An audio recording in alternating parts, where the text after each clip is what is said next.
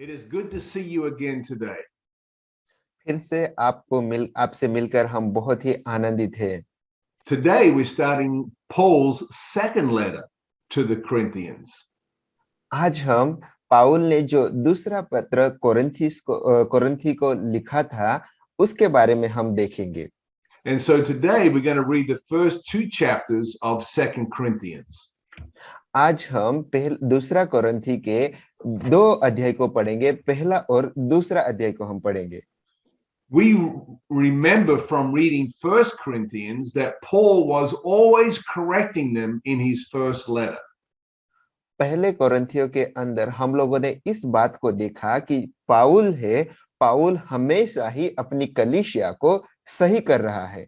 One of the things that Paul had to correct the believers about was that they were accepting immorality in the church.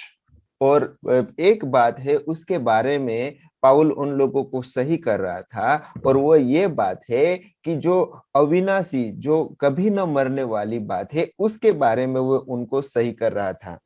There was some believing that because of God's great grace upon them, they could live any way they liked.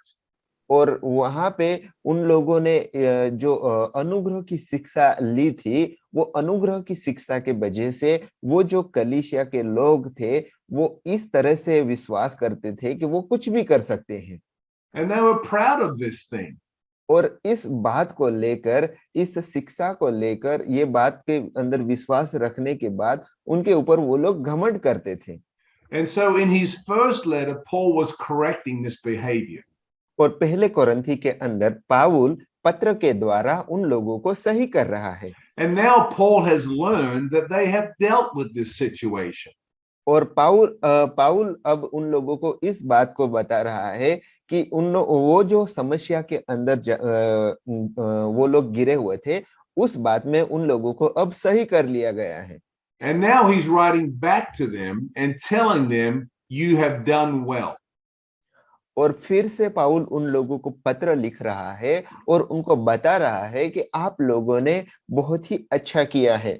Let's go back to 1 Corinthians in chapter 5 and we'll read what Paul said in his first letter. हम फिर से पहला कोरिन्थी के 5वें अध्याय के अंदर जाएंगे और वहां पे देखेंगे कि पाउल ने उन लोगों को क्या कहा था। And let's read the first two verses of chapter 5. और हम लोग पहले दो आयत को पढ़ेंगे। पहला कोरिन्थी 5वें अध्याय की पहली और दूसरी आयत हम पढ़ेंगे। यहाँ तक सुनने में आता है कि तुम में व्यभिचार होता है, वरन ऐसा व्यभिचार जो अन्य जातियों में भी नहीं होता कि एक मनुष्य अपने पिता की पत्नी को रखता है। और तुम शोक तो नहीं करते, जिससे ऐसा काम करने वाला तुम्हारे बीच में से निकाला जाता, परंतु घमंड करते हो। And so Paul says, if this man is going to continue to live this way, then we need to remove him from the church. पाउल उन लोगों को इस तरह से बताता है कि जो व्यक्ति इस तरह से पाप करता रहता है, वो व्यक्ति को कलीसिया में से निकाल देना चाहिए। Paul said to the Corinthians, we do not judge those outside the church. God does that. We will judge those inside the church. पाउल उन लोगों को इस तरह से बताता है कि जो कलीसिया के बाहर के लोग हैं, उनका न्याय तो परमेश्वर करता है, लेकिन जो कलीसिया के अंदर है, उन लोगों का न्याय हम करते हैं। We can read that in verses 12 and 13 of chapter 5. हम लोग ये बातें 12वीं और 13वीं आयत के अंदर देख सकते हैं। 5वें अध्याय की 12वीं और 13वीं आयत। क्योंकि मुझे बाहर वालों का न्याय करने से क्या काम? क्या तुम भीतर वालों का न्याय नहीं करते?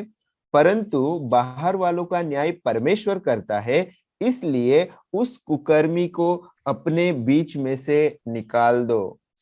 So the Corinthians listened to what Paul said and they removed this man from their church.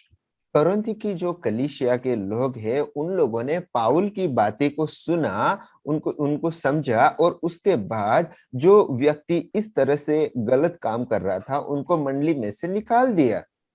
And now it's been a while that this man has been out of the church and he has repented and got his life right back with God.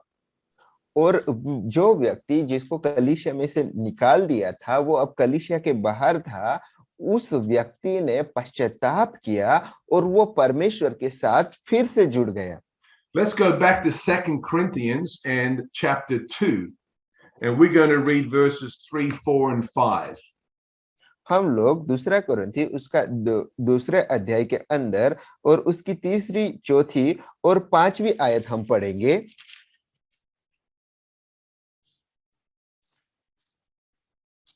और मैंने यही बात तुम्हें इसलिए लिखी कि कहीं ऐसा न हो कि मेरे आने पर जिससे मुझे आनंद मिलना चाहिए मैं उनसे उदास हूं, क्योंकि मुझे तुम सब पर इस बात का भरोसा है कि जो मेरा आनंद है वही तुम सबका भी है। बड़े क्लेश और मन के कष्ट से मैंने बहुत से आंसू बहा बहा कर तुम्हें लिखा था, इसलिए नहीं कि तुम उदास हो, परंतु इसलिए कि तुम उस बड़े प्रेम को जान लो जो मुझे तुमसे है। यदि किसी ने उदास किया है तो मुझे ही नहीं वरन कि उसके साथ बहुत कड़ाई न करूं, कुछ कुछ तुम सबको भी उदास किया है।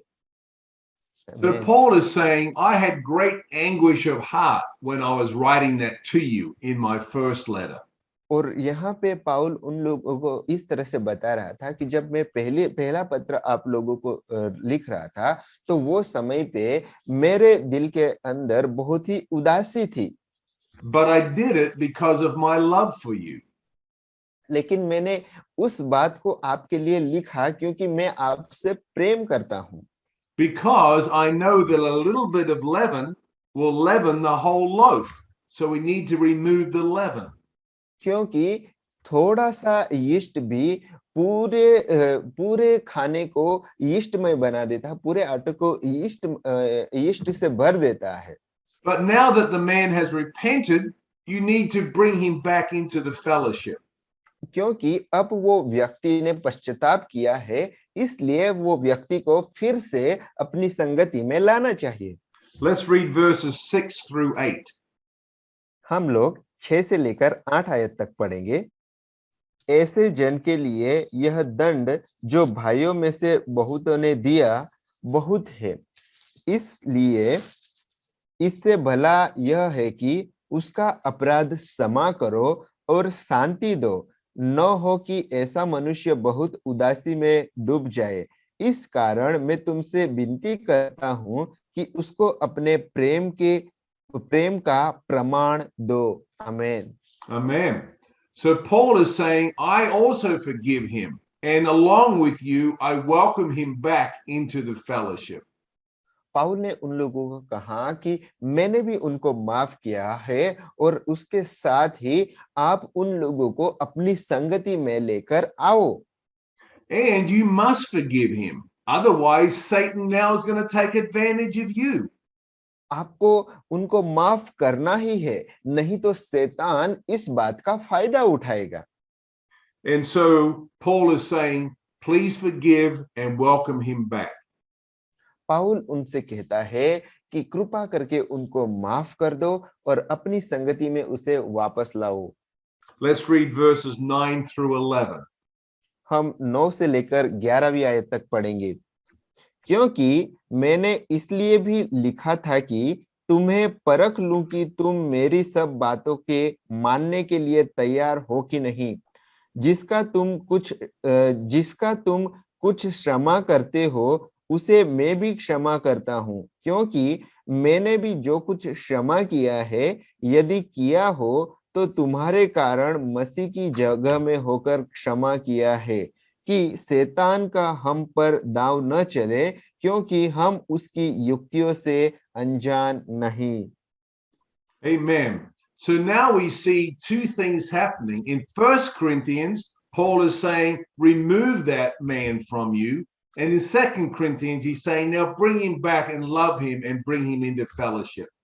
यहाँ पे दो बातें हो रही है। पाउल पहले कोरिन्थी के अंदर कलीसिया को इस तरह से बता रहा है कि ऐसे व्यक्ति को कलीसिया में से निकाल दो। और अब वो जो दूसरा पत्र लिख रहा है उसके अंदर वो इस तरह से बता रहा है कि वो व्यक्ति को माफ कर दो और फिर से वो व्यक्ति को अपने प्रेम की संगति में लेकर आओ। Amen. Well, God bless you and you have a blessed day. आमीन।